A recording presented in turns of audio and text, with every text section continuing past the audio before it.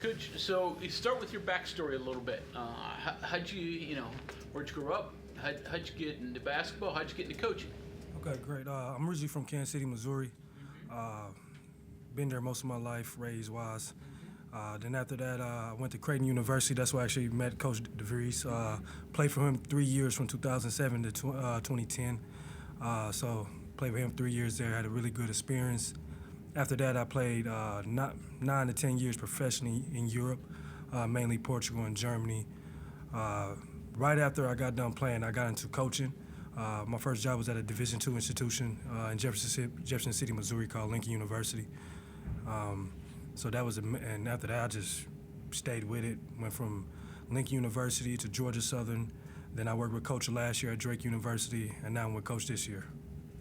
How'd you get, did you decide coaching early was going to be your path? Or, because, it sounds like you played for a long time. So I played, and I was planning on actually keep playing.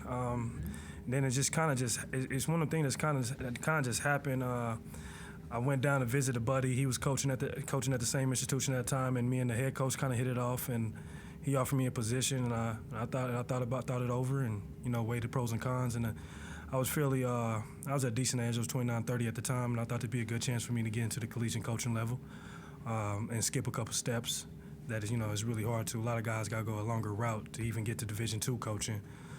So I decided to take that route, and after my first year, I really enjoyed it, just because I was doing something I love from a basketball standpoint. I'm really passionate about the sport still, and I was impacting lives, helping young men mature and grow a little bit.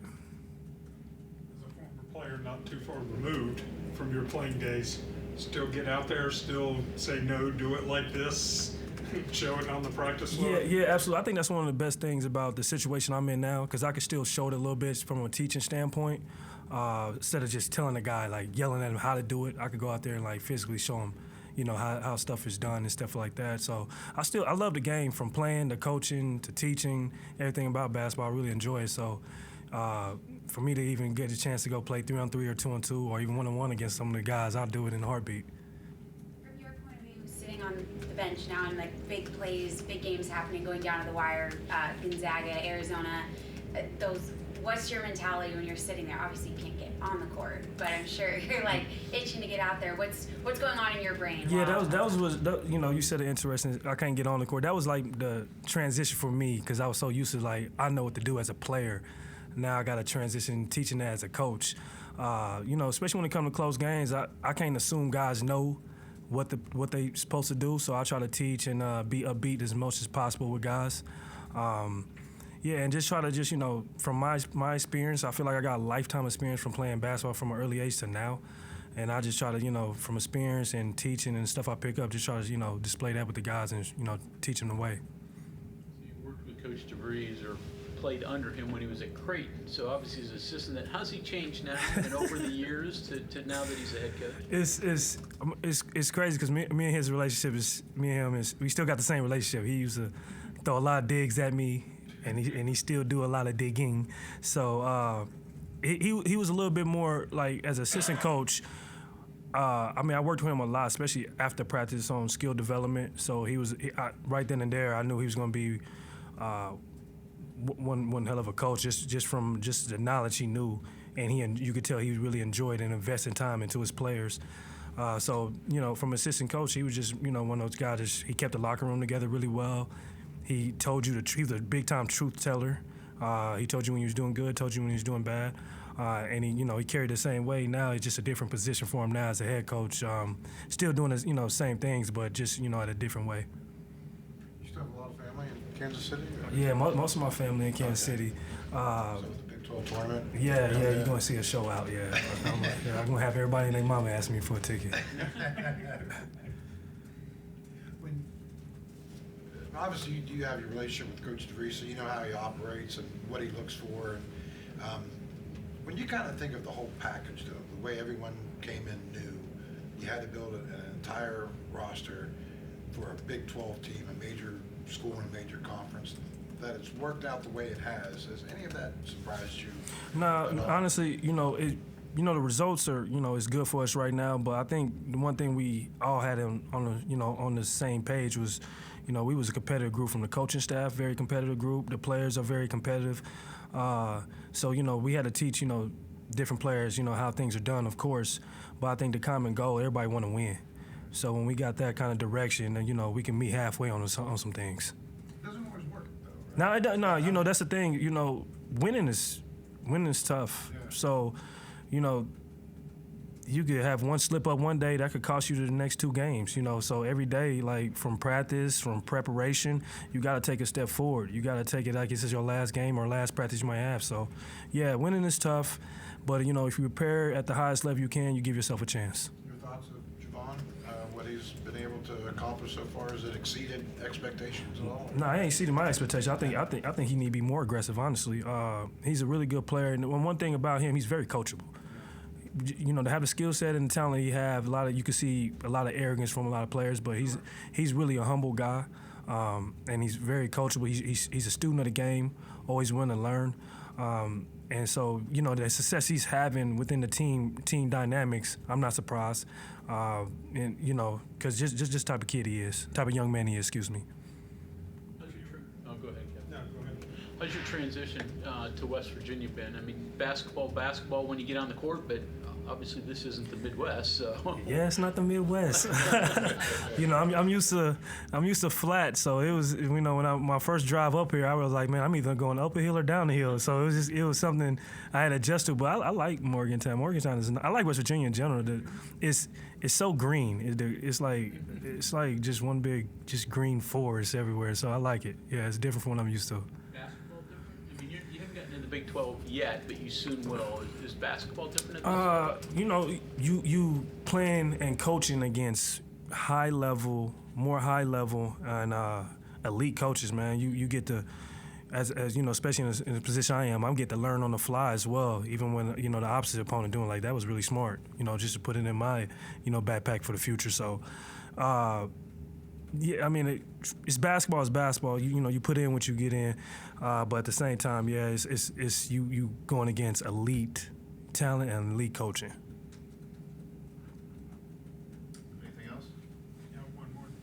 I'm trying to, in assembling this team, when you're looking at players, everybody says, hey, go get good players.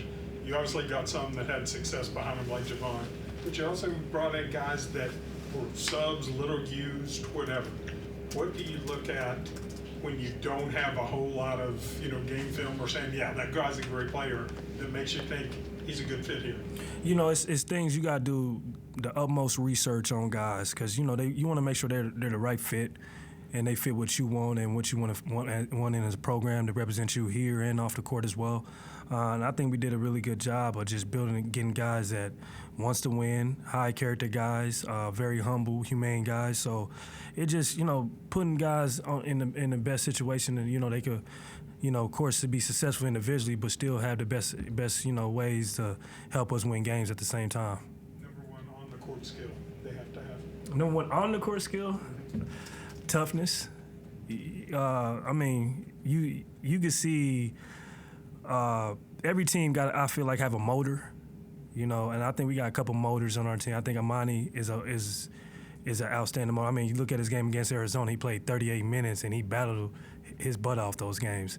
I think Sincere's been doing an outstanding job of guarding the best player every night. So I think toughness, guys is willing to sacrifice for the better of the team, but they got to be tough skinned and tough guys to do that. Toughness, chemistry, character. You don't find any of that on a stat sheet. No, you do not. So we look for guys that are willing to do this thing that don't show up on the stats. Discipline is on the top of that. That's one of my big things too as well, because the more disciplined group you have, the better. All these things don't ultimately lead to winning every time, but it give you a chance. So when you're talking about research on guys, I mean, this is beyond that. Yeah, you talk to former coaches. You even talk to sometimes if you know a former teammate of theirs. You talk to them, see how he was and everything like that, how he accept coaching, how he handle adversity. How will he do in tough situations? So yeah, you do your research, because ultimately when you get him, that he's yours now. So you got to do the best what you can with him. I'm wondering if a lot of teams go through that amount of research in You know, that's I can't speak for a lot of the other teams, but that's a really good question. I'm assuming so because I mean, you look at teams like UConn that been having success lately. Coach had a really good speech where he recruit humble guys. He don't recruit like the best players all the time. So I'm assuming so. Yes. Evaluate yourself as a player. What kind of player were you? Player? Yeah, obviously you weren't a post player. No, I wasn't a post player, but I say I love the gym, so that was like my passion. So I love staying in the gym. I was a pretty skilled guy. I could shoot, dribble, pass. I was, and I think one thing about me, probably the best thing about me, I was extremely competitive. I thought I was Michael Jordan of the 6-foot guys. So, I wanted to win every game, every competition. It could be a down and back line touch. I wanted to win that, so I was a competitive guy. I'm not going to sit here and say that I was the most talented guy, but I think, me being a competitive and a hard worker and, being invested in my craft, I think that's what got me where I'm at now. Where'd you play overseas? Mainly Portugal and Germany. Mm-hmm. Yeah, I had not. I don't count my first year because sadly, say my first year I ruptured my Achilles, so I count every year after that. So it's technically 10, but a 9 I played. Did you ever spend any time in Lisbon? I love Lisbon. I played in Lisbon. Yeah, absolutely. Lisbon and Porto, was a couple of the teams I played at, and Lisbon, Porto, those are beautiful places. Who introduced you to the game of basketball? You know what? It's crazy. He was only 2 years. He was only 2 years older than me, but at the time that was like a big deal. But I remember 4th grade, I was still double dribbling and traveling. And a 6th grader, he was my neighbor. He basically showed me like, hey, this is how you're supposed to dribble the basketball. This is how you're supposed to shoot the ball, and this is how you pivot.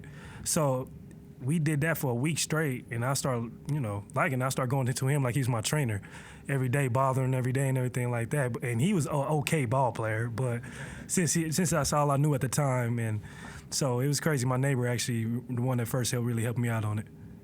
Okay, may get you in trouble back in Kansas City, but when you're home, which barbecue place Gates. do you have to go to? Gates Barbecue. Gates? Yeah, I'm old-fashioned. I got to stay traditional. Gates. Yeah. Coach, thank you. Yeah, no problem. Thank you, guys. Appreciate it.